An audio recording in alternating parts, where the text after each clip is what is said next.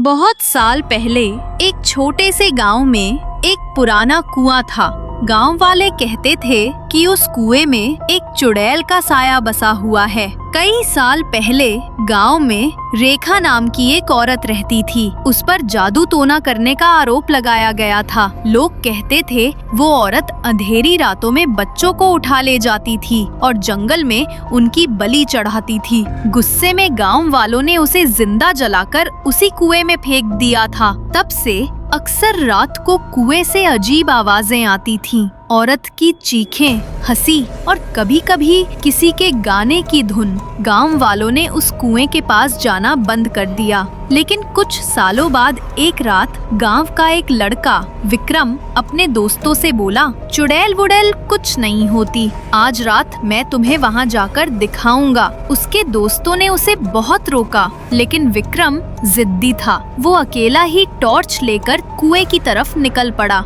रास्ता एकदम सुनसान, चारों तरफ सिर्फ सन्नाटा। जैसे ही विक्रम कुएं के पास पहुंचा, अचानक हवा तेज चलने लगी। उसकी टॉर्च अपने आप बंद हो गई। तभी अंधेरे में कुएं से लंबे बालों वाली सफेद साड़ी पहने एक औरत धीरे धीरे बाहर आती है। उसका चेहरा पूरा जला हुआ था, बस उसकी सफेद डरावनी आंखें दिख रही थीं। तुम लोगों ने मुझे बिना किसी जुर्म के कुएं में कैद किया था। अब हर साल एक बलि चढ़ेगी, वरना मैं सबको मार दूंगी।